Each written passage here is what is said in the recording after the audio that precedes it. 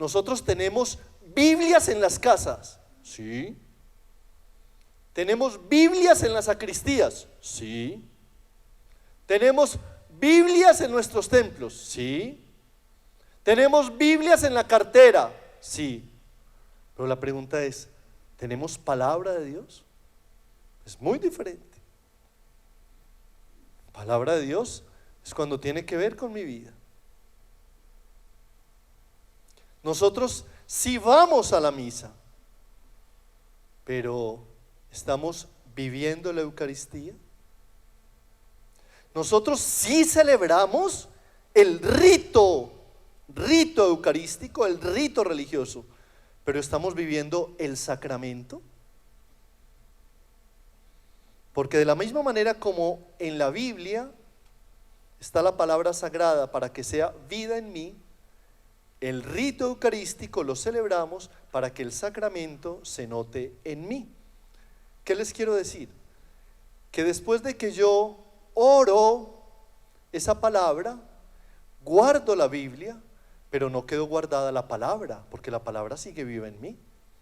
Después de que se volvió palabra de Dios, yo guardo la Biblia, pero quedó la palabra de Dios en mí.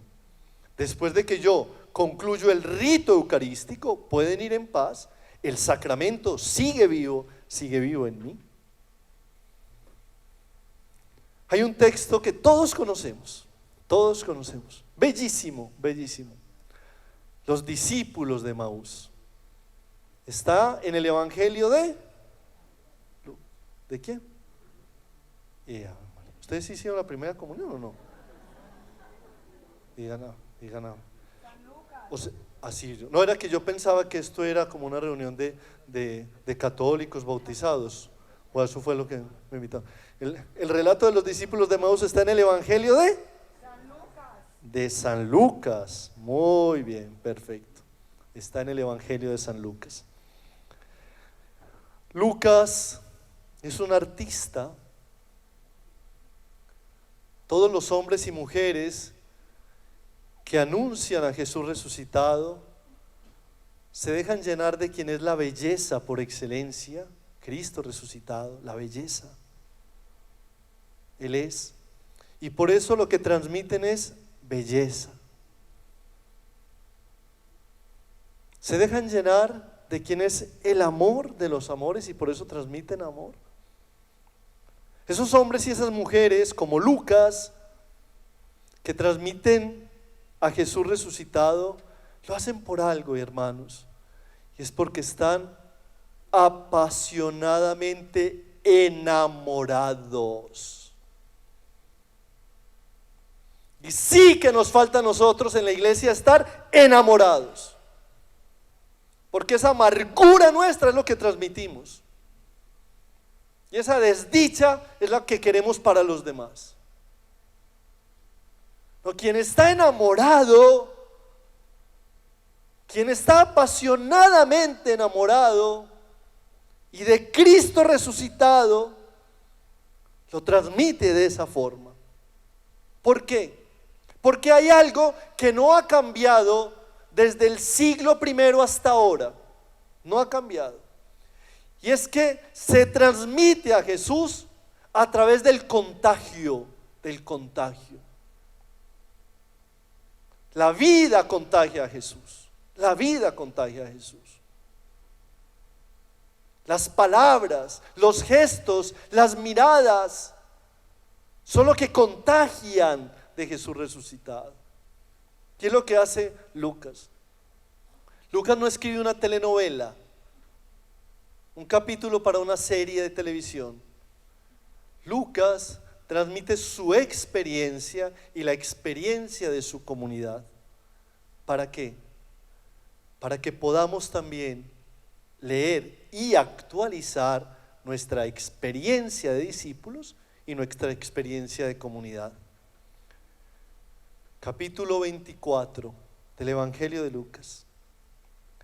Aquel mismo día, 2 discípulos se dirigían a un pueblecito llamado Emaús, que está a unos 12 kilómetros de Jerusalén, e iban conversando sobre todo lo que había ocurrido. Mientras conversaban y discutían, Jesús en persona se les acercó y se puso a caminar con ellos. Pero sus ojos estaban como incapacitados para reconocerle. Inicia el relato diciendo: aquel mismo día, es decir, el día de la resurrección, el primer día de la semana, el día de la nueva creación, el día de la comunidad, el día de la iglesia, aquel día. Muy bien. Muchas veces hemos escuchado hablar acerca de el final del mundo, fin del mundo. ¿Ustedes han escuchado hablar muchas veces de eso? Sí. Y eso hacen cálculos y esa fecha la vuelven y la cuadran y la descuadran y vuelven y le ponen a ver.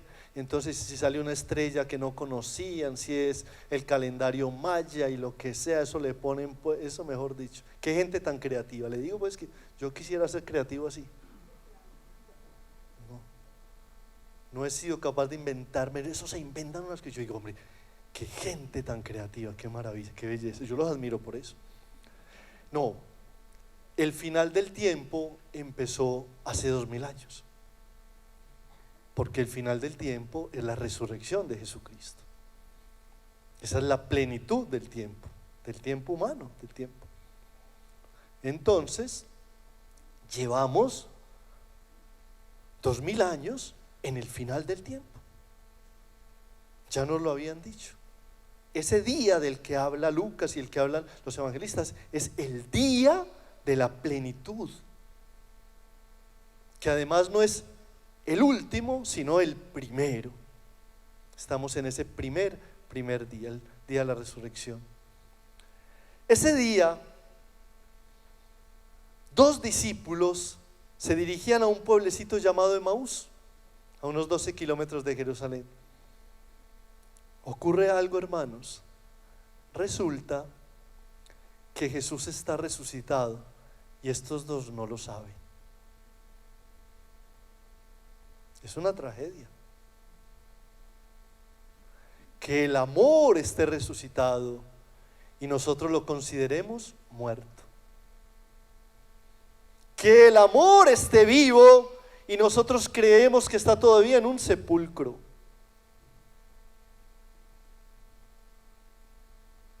No, Padre, nosotros ya sabemos que está resucitado. Imagínense que cada domingo en la misa nos ponemos de pie y digo, creo en la resurrección de los muertos.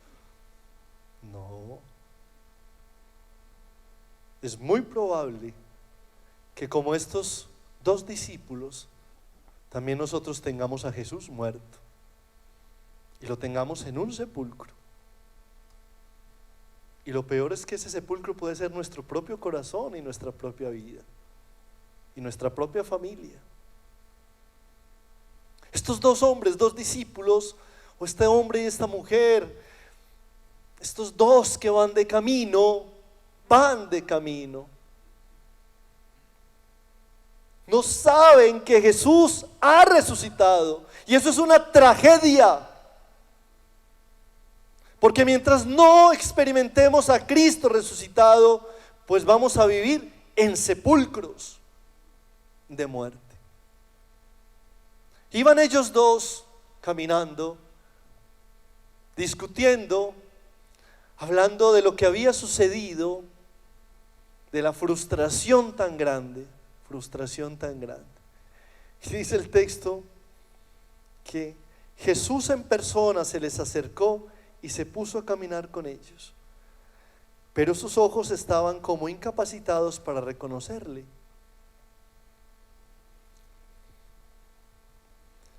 Una vez el rey David, ustedes saben quién fue el rey David, ¿no? Por lo menos pues si saben, han escuchado hablar alguna vez del rey David, ¿no? No con el que ustedes están casados que le dicen David mi rey, no, el rey David es distinto, es diferente. Muy bien. El rey David, el gran rey de Israel, ¿verdad? El gran rey de Israel. Como buen político que era David, pensó una vez, ¿por qué no hacemos un templo en Jerusalén? Y metemos en ese templo el arca de la alianza. Y entonces decimos que en ese templo está Dios. ¿Y qué ocurre si yo hago un gran templo en Jerusalén y meto ahí el arca de la alianza y digo que está Dios? Pues que a todos les toca venir aquí. Les toca venir. ¿Quieren hablar con Dios? Vengan al templo de Jerusalén. ¿Quieren saber de Dios? Vengan al templo de Jerusalén. ¿Quieren ofrecerle algo a Dios? Vengan al templo de Jerusalén, que los sacerdotes le recibimos la ofrenda, con mucho gusto, vengan al templo.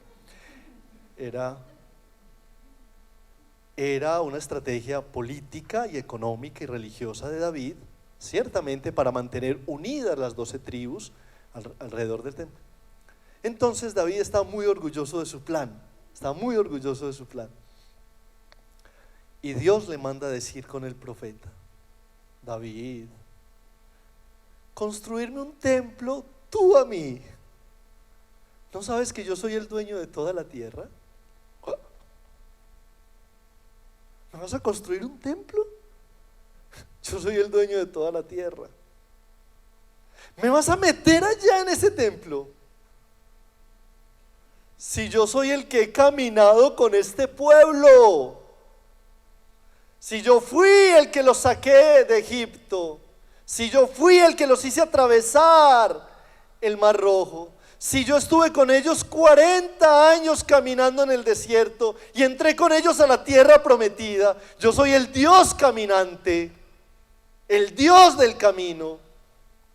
Por Dios, ¿me vas a meter en un templo? No, David, tú no me vas a construir ningún templo. Lo hará alguien de tu descendencia. Claro. A Dios en su Hijo Jesús lo encontramos en el camino, en la expresión grande de camino, porque el mismo Jesús dirá: yo soy el camino porque soy la verdad, y yo soy el camino porque soy la vida. A Jesús lo encontramos en el camino de nuestra vida. No hay ninguna realidad de nosotros donde no podamos encontrarnos con Él. No existe. No existe. Quien te haya dicho que en eso que estás viviendo no puedes encontrarte a Jesús, te está mintiendo, porque Él es el que se acerca. Él es el que llega, se atraviesa. Sucede esta experiencia. Él es el caminante, claro. Fue itinerante además. ¿Cuántas veces el tentador le dijo a Jesús: Jesús, estás perdiendo plata? Habrá una oficina aquí en Cafarnaúm.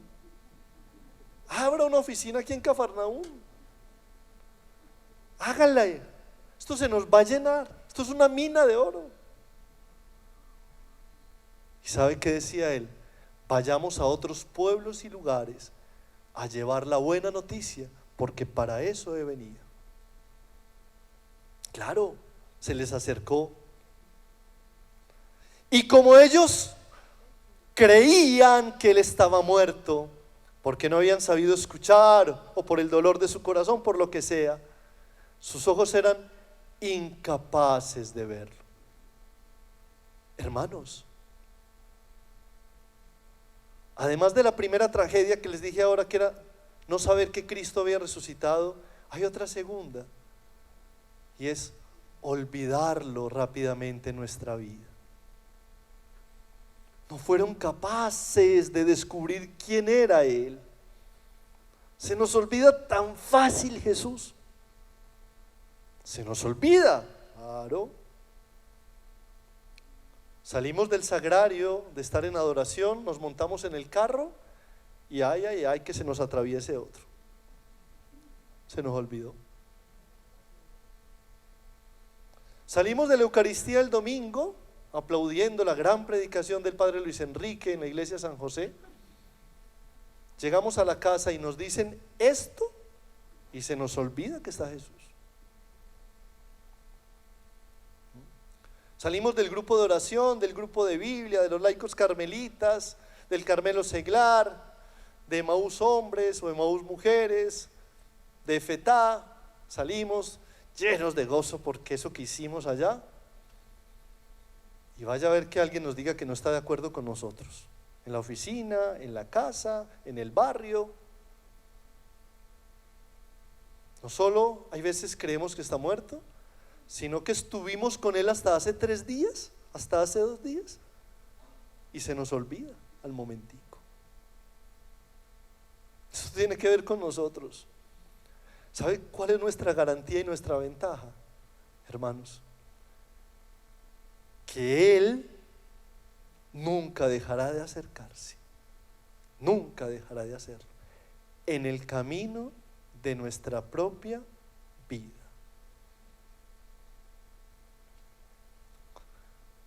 Él les dijo: ¿de qué van discutiendo por el camino? Se detuvieron con aire entristecido. Uno de ellos, llamado Cleofás, le contestó: ¿eres tú el único peregrino en Jerusalén que no está enterado de lo que ha acontecido estos días? Uno de ellos, bellísimo, Lucas solamente nos da el nombre de uno de ellos, primero para decir que la experiencia de Jesús es histórica, es real, tiene nombre, apellido, tiene rostro, tiene mirada, tiene manos, tiene pies, tiene historia. La historia de Jesús no es abstracta, es concreta, es real, tiene que ver con la vida del ser humano en circunstancias, pero no nos dice quién es el otro, porque el otro puede ser cualquiera, en cualquier momento, en cualquier historia, en cualquier circunstancia, hombre o mujer, hombre o mujer. Y en cualquiera de nosotros ocurre esto, y entonces le dicen: pues pasó algo en Jerusalén muy terrible. Y dice él: ¿qué pasó? Pues lo de Jesús el Nazaret, profeta poderoso, con obras y palabras delante de Dios y de todo el pueblo, como nuestros sumos sacerdotes y magistrados le condenaron a muerte, le crucificaron. Nosotros esperábamos que Él sería el que iba a librar a Israel, pero con todas estas cosas llevamos ya 3 días de que pasó.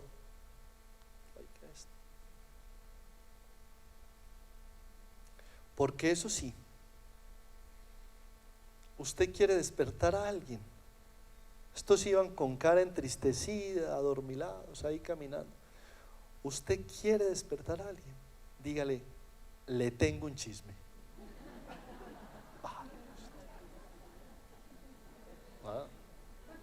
Levanten la mano de ustedes quienes tienen un chat familiar, por ejemplo, o un chat de la empresa, o de la oficina, de la parroquia, de todo eso.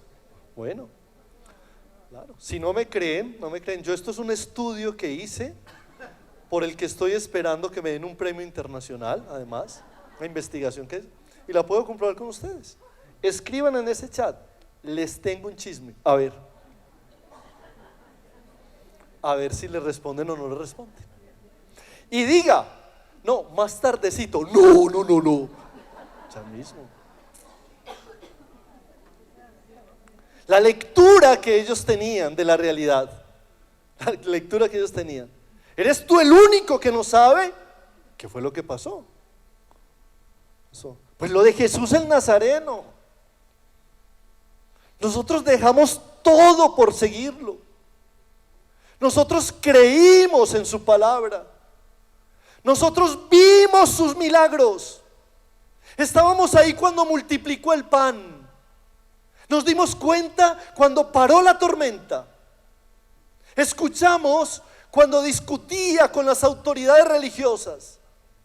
Estuvimos cuando entró en Jerusalén: Hosana el que viene, bendito el Hijo de David. Qué fracaso tan infinito.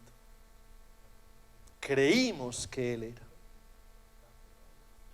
Y de eso ya han pasado 3 días. Y como cuando yo me pongo a leer la historia de una forma, de una manera, de una forma, cuando yo creo que todo es pecado, yo todo lo leo a través del pecado. Cuando yo creo que todo es desgracia, yo todo lo leo a través de la desgracia. Cuando yo creo que todo lo que sucede es desesperanzador, yo leo todo con desesperanza. ¿Cómo así? Sí. El caso es que algunas mujeres de las nuestras nos han sobresaltado, pues fueron muy de mañana al sepulcro y al no hallar su cuerpo, volvieron hablando de una aparición de ángeles que decían que estaba vivo. Pero no, está muerto. Ve, hombre, eso tiene otra lectura, vamos a ponerle cuidado. No.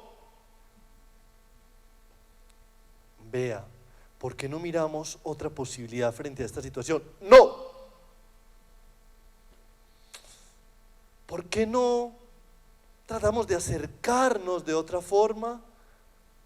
Porque esa mirada que tú estás teniendo está tercamente cerrada en una sola forma de ver las cosas.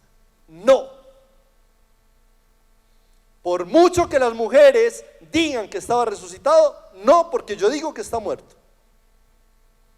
Por mucho que digan que han aparecido ángeles, no, porque no se me aparecieron a mí. Por mucho que digan que Él está, yo digo, no está. Y no está. Así de sencillo.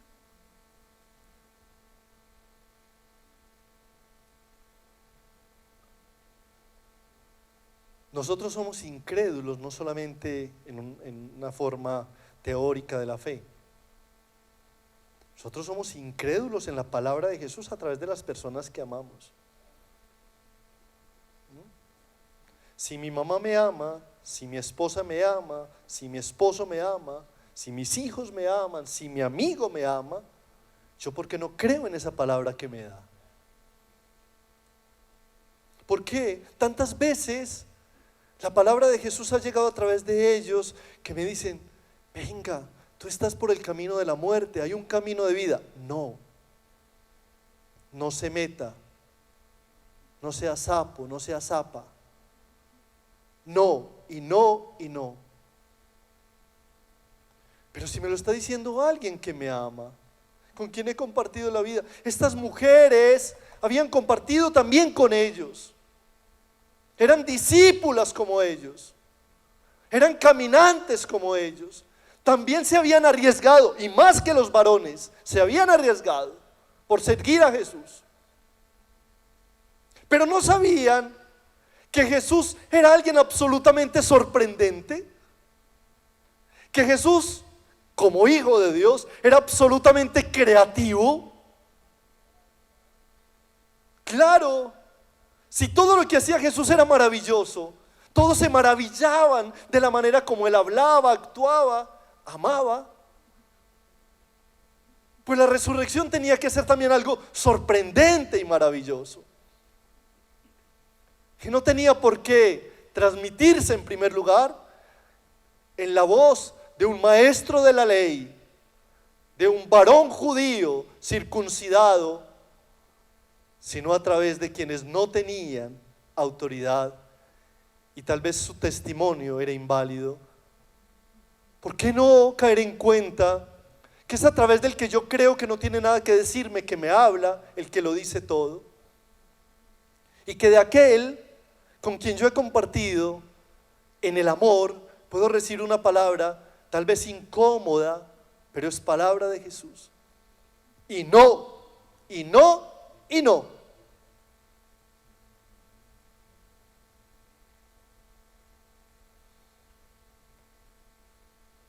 Entonces Jesús les dijo, insensatos y tardos de corazón para creer todo lo que dijeron los profetas. Ustedes no van a la sinagoga cada 8 días, a la sinagoga. Ustedes no han escuchado las grandes profecías, no solo del Dios todopoderoso, sino del Dios pequeño y humilde, caminante, aquel que también sintió la debilidad, el perderse las fuerzas en tantos profetas perseguidos, en tantos justos que fueron masacrados, en tantos que fueron callados. Ustedes no saben que lo que Dios hace es rescatar a la criatura desde su propia creaturalidad, rescatar al débil desde su propia debilidad, rescatarnos desde lo que somos. Y dice, no era necesario que el Cristo padeciera esto para entrar así en su gloria. Y empezando por Moisés y continuando por todos los profetas, les explicó lo que había sobre él en todas las escrituras. Les digo, ustedes tienen la Biblia, pero no tienen la palabra de Dios. Venga, yo les ayudo a entender la palabra de Dios. Se volvió el palabra, para ellos palabra viva. La palabra viva, no la palabra escrita, sino la palabra inscrita. La palabra inscrita en el corazón. Y les explicó todo. Y entonces el Señor tiene su manera de caminar y de hablarnos. Caminar y de hablarnos. ¿Qué ocurrió? Ocurrió que ellos dejaron de leer los acontecimientos, dejaron de decir que las mujeres eran unas chismosas, dejaron de echarle la culpa a los demás y dejaron que la palabra fuera para ellos. Jesús, palabra para ellos. Listo. ¿Cuántos de ustedes?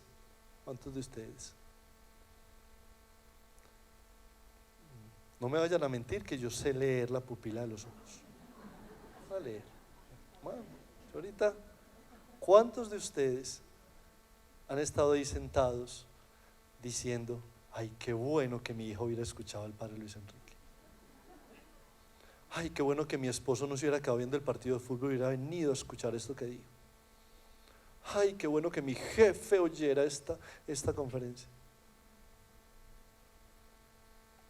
Digo, Jesús, venga, dejen a un lado a los sumos sacerdotes, a los que crucificaron, a eso, dejen a un lado a las mujeres quietas, yo les voy a hablar a ustedes. Les voy a hablar de su historia, de su realidad, de sus dolores, de sus esperanzas o desesperanzas, de su situación. Les voy a abrir la mente. Y entonces empezó a ser palabra de Dios. Y como es palabra con poder, yo no me puedo negar a esa palabra. Muy bien. Toda esta primera parte que llevamos hasta este momento, es lo que en la Eucaristía es la primera parte de la Eucaristía, que es la liturgia de la palabra. Llegamos caminando, como caminantes llegamos, y Jesús se encuentra con nosotros.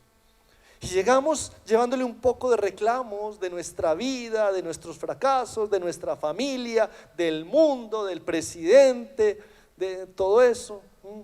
Yo ya no volví a hablar por teléfono porque de pronto me lo tienen chuzado, todas esas cosas que pasan, todo eso. Listo, hablamos. ¿Y sabe qué nos dice el Señor? Vea, quédese calladito un ratico, sí. Venga pues, que yo le voy a hablar. Y nos pronuncia una palabra. Y siempre tenemos la palabra del Antiguo Testamento, la palabra del Nuevo Testamento, el Evangelio, Jesús como palabra. Y después ustedes escuchan a los padres carmelitas de la iglesia de San José y se derriten todos ahí escuchando esa belleza. No, escuchando a Jesús, ¿verdad? Nosotros también lo escuchamos a través de ustedes. Realmente Lucas nos está hablando de la liturgia eucarística, la primera parte, toda la palabra. Y miren esto, y al llegar cerca del pueblo al que iban, a Emaús, hizo como que quisiera seguir adelante, pero ellos le insistieron. Escúchenme y escuchen a Jesús. Al llegar cerca del pueblo al que iban, hizo como que quisiera seguir adelante, pero ellos le insistieron. Quédate con nosotros, que la tarde está cayendo y termina el día. Entró pues y se quedó con ellos. Sentado a la mesa con ellos, tomó el pan, pronunció la bendición, lo partió y se los dio. Entonces se les abrieron los ojos y le reconocieron, pero él desapareció de su vista. Se dijeron uno al otro: ¿no estaba ardiendo nuestro corazón dentro de nosotros cuando nos hablaba en el camino y nos explicaba las Escrituras. Esto que les acabo de leer, palabra de Dios. Él hizo ademán de seguir. Ellos le dijeron: quédate con nosotros. Entró, se sentó a la mesa, tomó el pan, pronunció la bendición, lo partió, se los dio. Se les abrieron los ojos y se dieron cuenta que su corazón ardía por ese amor resucitado. ¿Y qué pasa cuando humildemente dejo que el Señor rompa todas mis durezas, todos mis obstáculos? Cuando lo reconozco a mi lado, cuando le digo: quédate con nosotros, quédate, te necesitamos, quédate con nosotros. En la posada de Emaús hay un nosotros, un grupo de hermanos como nosotros, necesitados del Señor. Y nosotros creemos que organizamos todo cuando Él lo ha organizado. Ellos tenían esa pequeña posada, la mesa, el alimento. Para un israelita, ofrecer hospedaje y dar alimento eran la misma cosa. ¿Y qué era lo que hacía el anfitrión? El anfitrión era el que, sentados a la mesa, pronunciaban la bendición, y el anfitrión era el que distribuía el pan. Pero ya en ese momento el anfitrión es Jesús. Él es como si fuera el dueño de la casa. Él toma el pan, proclama la bendición, lo parte y lo entrega. ¿Y qué ocurrió, hermanos? Que ellos recordaron que habían visto muchas veces a Jesús realizar ese gesto. Se dieron cuenta que en muchas ocasiones Jesús lo había hecho y que lo seguía haciendo y que lo haría por siempre, y que desde aquel momento ya no iban a mirar más hacia afuera, porque Jesús dejó de estar fuera para estar dentro de ellos. Desapareció de su vista porque ya la propia vida de ellos era la presencia de Jesús, porque empezaron a leer la vida y la historia de una forma diferente, como Jesús.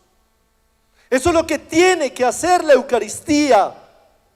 No leer como queremos leer, condenar a los que queremos condenar, expulsar a los que queremos expulsar, sino leer como lee Jesús, que siempre nos da oportunidad, nos salva y nos bendice para el bien, nunca para el mal, siempre para el bien.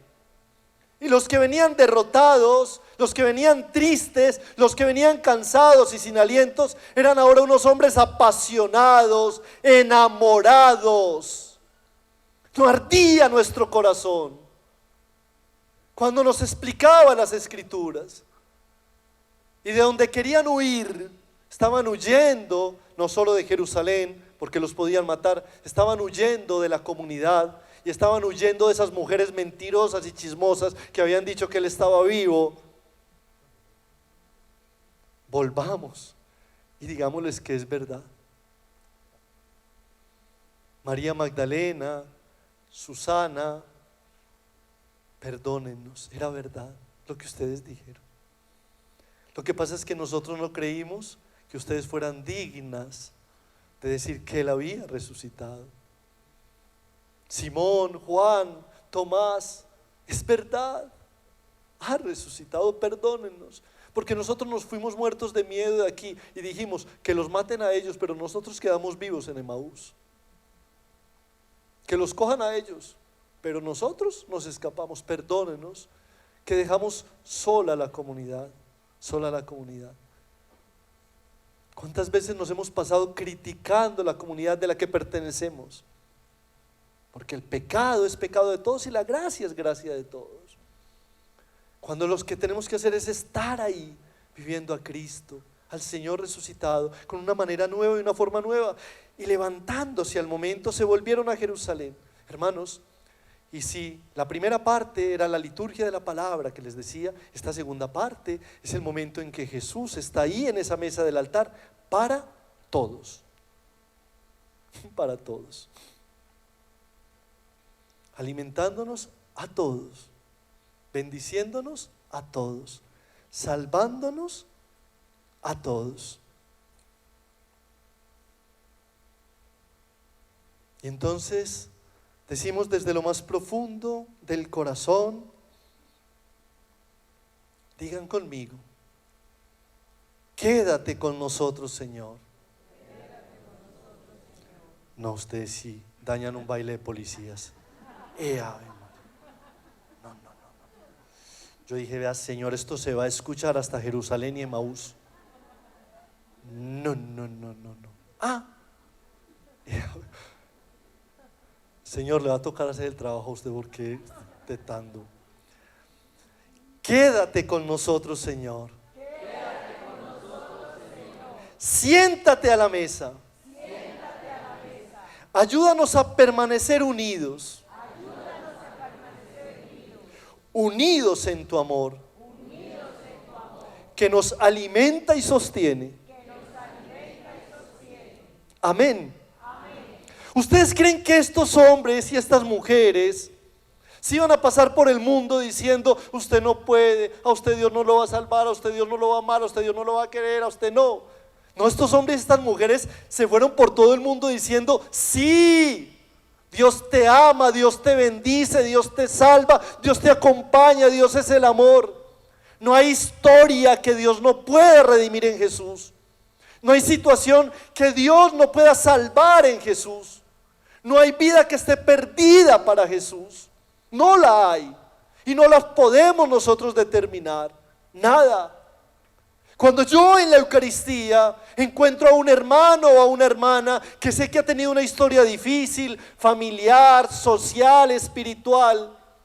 Cuando yo en la Eucaristía veo a un hermano o a una hermana, a alguien que sé que ha vivido en situaciones de pecado, de desgracia, yo no puedo juzgar esa historia. Yo lo que tengo que decir es: Señor, gracias porque lo has traído, porque lo has traído a esta Eucaristía. Gracias, Señor, porque ese ser humano, mi hermano o mi hermana, a quien tantas veces he juzgado, señalado, maldecido, que me la he encontrado en el centro comercial y le he dado la espalda para que no me salude, Señor, está aquí escuchando tu palabra. Señor, está aquí recibiendo tu perdón. Señor, tú puedes transformar la vida de ese ser humano, de esa familia. Tú lo puedes hacer, Señor. Esa es la Eucaristía. La Eucaristía es que nos levantamos y regresamos a Jerusalén portadores de una fuerza que no es nuestra, pero que está en nosotros. Una fuerza que no es nuestra, pero está en nosotros. Y de una palabra que no es nuestra, pero que se pronuncia a través de nosotros. Y de una salvación que no la realizamos, pero que nos ha salvado para salvar a otro hermano. No hay bendición más grande que alegrarme, no porque hay otro más santo que yo. Claro que sí, la santidad de Él fortalece mi vida. Pero lo grande de la Eucaristía es alegrarme y bendecir. ¿Por qué? Porque ese hermano y esa hermana están ahí siendo salvados por el Señor. Hermanos, hemos estado en muchos ritos eucarísticos, pero cuánta falta nos hace estar en el sacramento de la Eucaristía, en el amor de la Eucaristía.